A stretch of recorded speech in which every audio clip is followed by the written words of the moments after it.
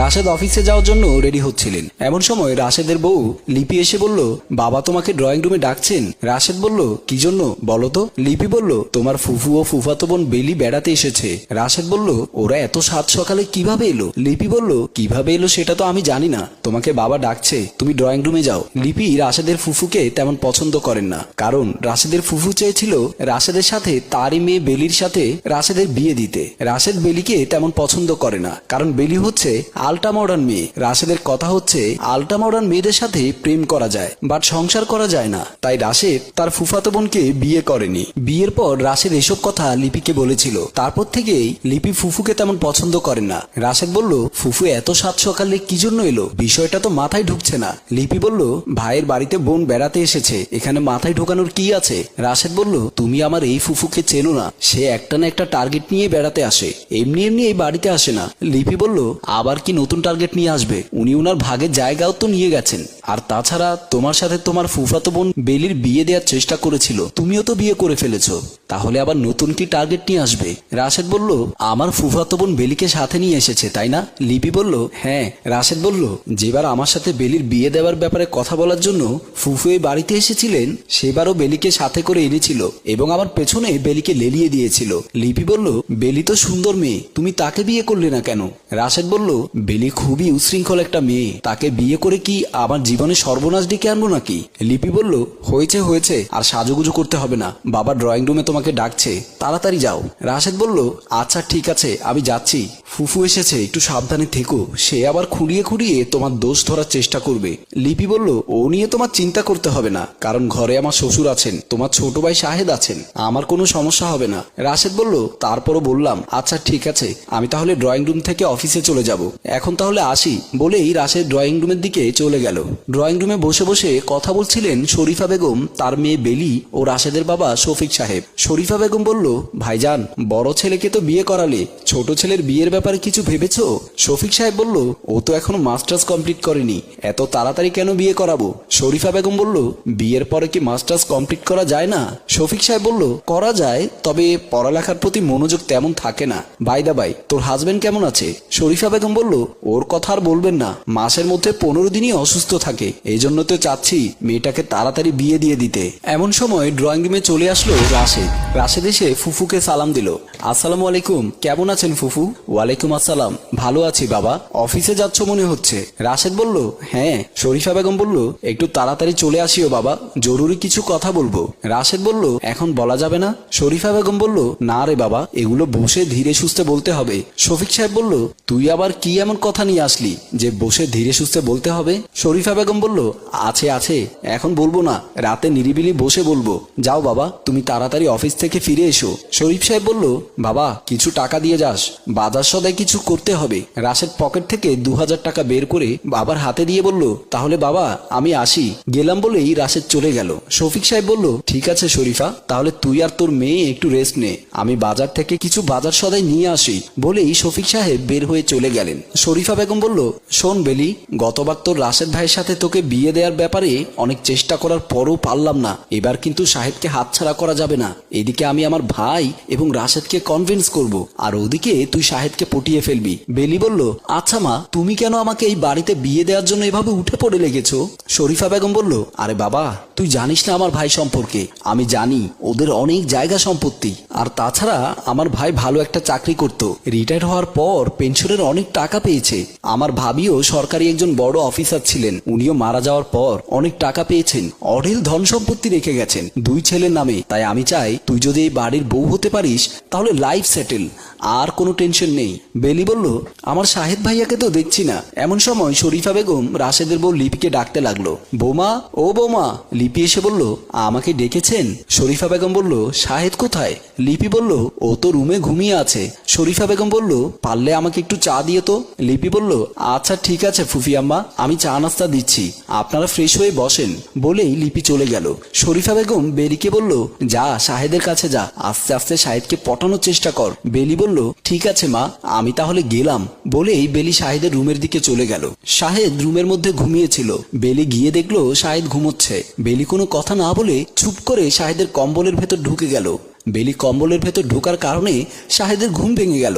শাহেদ উঠে বসে গেল। শাহেদ বলল, কি ব্যাপার, তুমি হঠাৎ কোথা থেকে এসে আমার কম্বলের ভেতর ঢুকে গেলে?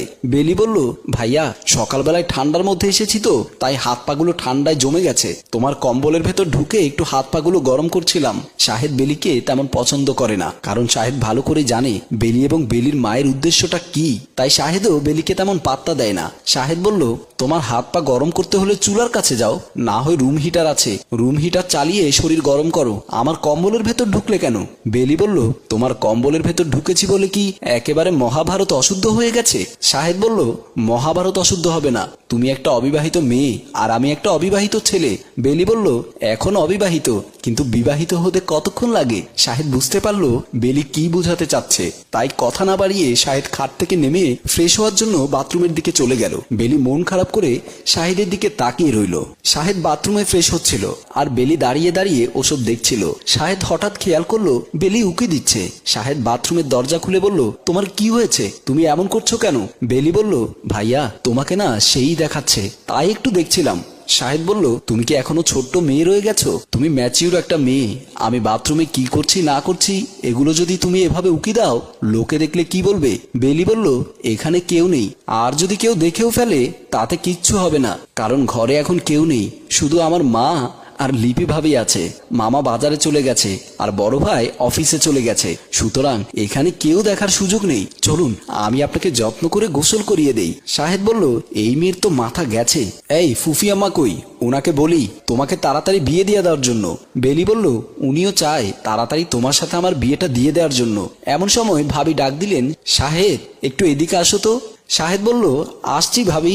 শাহেদ ভাবির রুমের দিকে চলে গেল আর বেলি মন খারাপ করে শাহেদের চলে যাওয়ার দিকে তাকিয়ে রইল।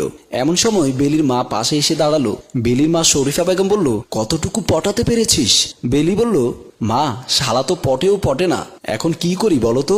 শরীফা বেগম বলল, হতাশ হলে চলবে না, চালিয়ে যা, দেখবি পটে যাবে। এখন শাহেদ কোথায় গেল?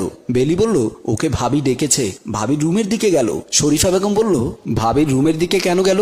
বাসায় কেউ নেই, রাশেদের বউ শাহেদকে ডাকলো, ব্যাপারটা কেমন যেন মনে হচ্ছে, চল তো আস্তে আস্তে গিয়ে দেখি। বলেই বেলিও বেলির মা লিপির রুমের দিকে গেল। রুমের পর্দা সরাতেই বেলিও বেলির মা ওরা একজন আরেকজনের মুখের দিকে তাকালো। বেলির মা বেলিকে বলল, ছি ছি ছি ছি, এমন চরিত্রহীন ছেলের সাথে তোকে বিয়ে দেব না। বেলি বলল, মা শাহেদ ভাইদের না অনেক টাকা আছে, আমার লাইফ সেটেল হয়ে যাবে, তাহলে অত ভাবছো কেন? বেলির মা বলল, যতই টাকা থাকুক, কিন্তু ওরা দেবর ভাবির যে সম্পর্ক আমি দেখলাম তাতে তুই কখনো সুখী হতে পারবি না, চল আমরা এখান থেকে চলে যাব। বলেই ওরা মা মেয়ে চলে আসলো। ড্রয়িং রুমে শরীফা বেগম ও বেলি বসে আছে, পাশে বসে আছে শফিক সাহেব, তার পাশে বসে আছে রাশেদ। শাহেদ ও লিপি দাঁড়িয়ে আছে। শরীফা বেগম বলল, ছি ছি ছি ভাইজান, আপনি ঘরে না থেকে দেবর ভাবিকে যে সুযোগ করে দিয়েছেন, তাতে লাইফে ওরা এতটা নষ্ট হয়ে গেল। শফিক সাহেব বলল, তুই কি দেখেছিস সেটা বল। শরীফা বেগম বলল, আমি মুখে বলি কিভাবে, আমি আরো বড় আশা নিয়ে এসেছিলাম আমার মেয়ের সাথে শাহেদের বিয়ে দেওয়ার ব্যাপারে কথা বলার জন্য, এসেই দেখতে পেলাম শাহেদের চরিত্র কতটা নষ্ট হয়ে গেছে। রাশেদ বলল, ফুফি আম্মা আপনি কি দেখলেন যে আমার ভাইয়ের চরিত্রে এতটা নষ্ট হয়ে গেছে? আমাদেরকে খুলে বলুন। বেলি বলল, শুধু মা না, আমিও দেখেছি। শফিক সাহেব বলল, আহা কি দেখেছিস সেটা তো বল। শরীফা বেগম বলল, ওদের সামনে বলি কিভাবে? বেলি বলল, আমি বলছি, আমি আর আমার মা লিপি ভাবির রুমে পুচকি মেরে দেখি কি শাহেদ ভাই এবং লিপি ভাবি খাটের উপর। শরীফা বেগম বলল, চুপ থাক, এগুলো মুখে আনতে নেই। তখন লিপি বলল, ও আচ্ছা বুঝেছি, আপনারা কি দেখেছেন। আমি বলছি ব্যাপারটা, আমি আমার বেডরুমের ফ্যানটা দেখলাম কিছুটা ময়লা হয়ে গেছে, তাই শাহেদকে ডাকলাম। শাহেদ, এই শাহেদ একটু এদিকে আয় তো। শাহেদ রুমে এসে জিজ্ঞেস করলো, কি ভাবি, কি জন্য ডেকেছো? আমি বললাম, শাহেদ আমার রুমের ফ্যানটা তো ময়লা হয়ে গেছে, ভাই এটা দিয়ে ফ্যানের পাখাগুলো একটু পরিষ্কার করে দে তো। শাহেদ আর আমি দেখলাম এককভাবে কেউ ফ্যানটা ছুঁতে পারছি না, তাই শাহেদ আমাকে বলল, ভাবি আমি তো ওটা ধরতে পারছি না, বাসায় কি চেয়ার টেবিল কিচ্ছু নেই, দাও আমি ওটার উপর উঠে ফ্যানটা মুছে দেই। লিপি বলল, না বাসায় তো এমন কিচ্ছু নেই। তখন শাহেদ বলল, তাহলে একটা কাজ করি ভাবি, আমি তোমাকে কোলে নেই, তুমি মুছে ফেলো।